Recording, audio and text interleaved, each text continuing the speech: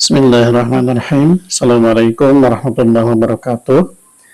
Alhamdulillah, wassalatu wassalamu ala rasulillah wa ala alihi wa sahbihi wa mawalah, amma ba'd. Alhamdulillah, kembali lagi dengan saya Abu Najla dari tasrabahmuslim.com. Seperti biasa, saya akan kembali mereview buku-buku Islam ataupun Al-Quran pilihan. Dan yang akan saya review kali ini adalah sebuah buku dengan judul Ibunda Para Ulama. أعوذ بالله من الشيطان الرجيم بسم الله الرحمن الرحيم.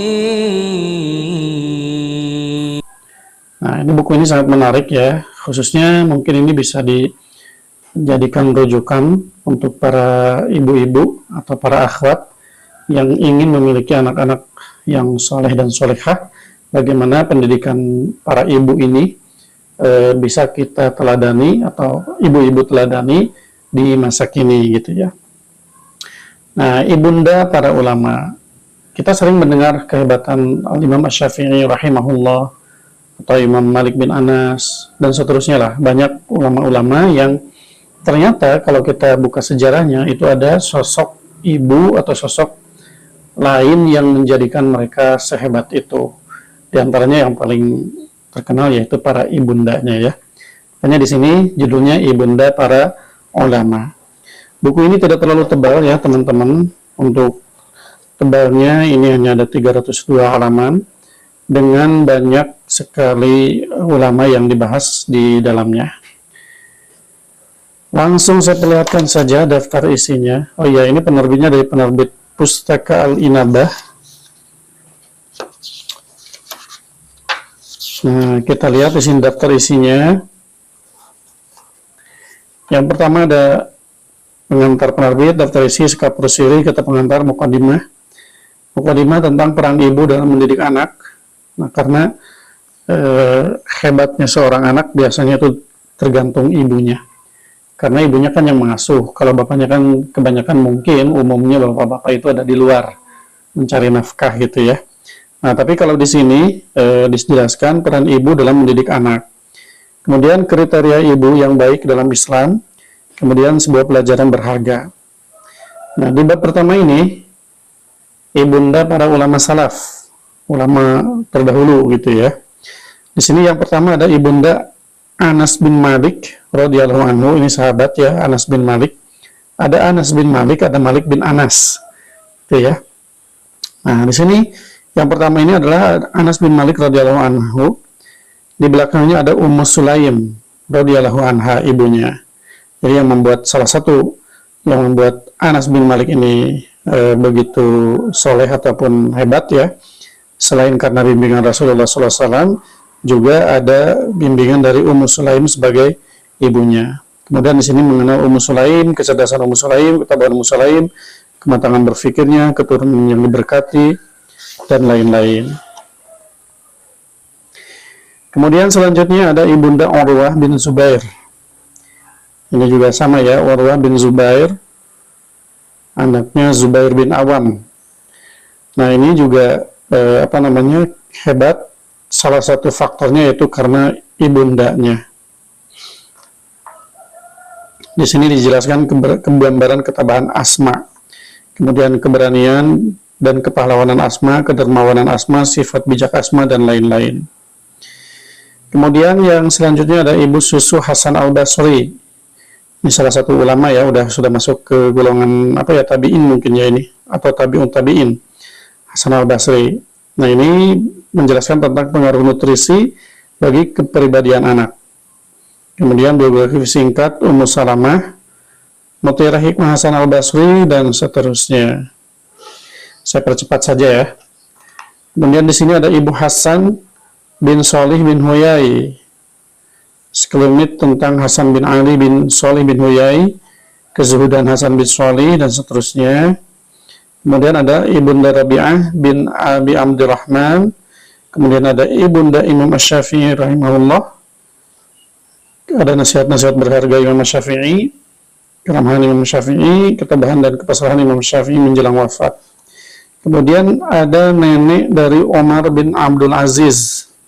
Ini salah satu khalifah yang sangat terkenal ya, Omar bin Abdul Aziz. Sosoknya dijelaskan, keilmuannya, ketawaduannya, dan seterusnya. Kemudian di bagian berikutnya ada nasihat para ibunda kepada putranya. Yang pertama di sini ada Ibunda Muhammad bin Abdurrahman Al-Makhzumi. Nanti dijelaskan tentang nasihat-nasihatnya. Kemudian Aliyah, Ibunda Imam Malik bin Anas. Nah, ini Imam Malik. Kalau tadi sahabat Anas bin Malik, kalau ini Imam Malik bin Anas. Yang mazhab Maliki ya. Kemudian Ibunda Sufyan Ats-Tsauri. Sikap Ats-Tsauri terhadap anaknya. Kemudian Ibunda Imam Ali Ibnu Madini. Kemudian Ibunda Muhammad bin Abdillah Ad-Dibaj. Kemudian di bab keduanya ada ibunda para ulama masa kini. Kalau tadi kan ulama terdahulu ya, kalau ini ulama belakangan yang mutakhirin. Yang pertama ada Syekh Abdullah bin Muhammad Al-Qarawi rahimahullah. Dijelaskan masa kecilnya, buah manis dari perantauan, perpisahan dengan ibunda tercinta, dan seterusnya.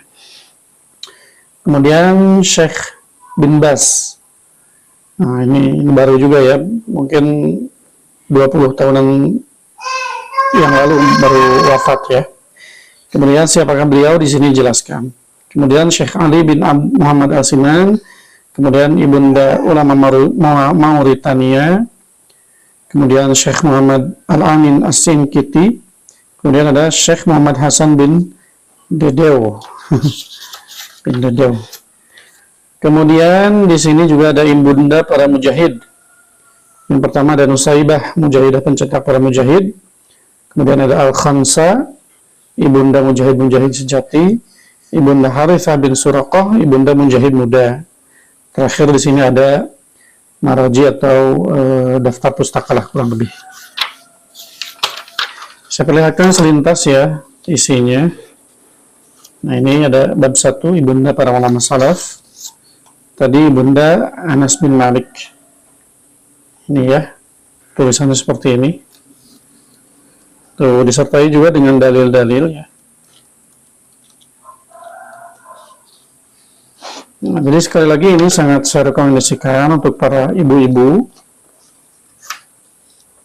supaya kita punya role model yang islami gitu ya. Kadang-kadang kan kita atau misalnya ibu-ibu dalam parenting itu kan memang butuh role model ya. Nah, kadang-kadang mungkin role modelnya itu dari luar negeri atau dari barat atau dari manalah yang akidahnya kita tidak jelas betul gitu ya. Tapi kalau ini kan insya Allah akidahnya lurus dan terbukti anak-anaknya menjadi anak-anak yang luar biasa, menjadi para ulama yang luar biasa. Baik, mungkin itu saja yang bisa saya share untuk video kali ini. Semoga bermanfaat bagi teman-teman yang tertarik untuk memiliki buku ini, misalnya untuk dihadiahkan untuk istrinya ataupun untuk saudaranya, untuk membentuk generasi berikutnya yang saleh-salehah. Silakan teman-teman order melalui WhatsApp di 087 870 173 490. Terima kasih. Assalamualaikum warahmatullahi wabarakatuh.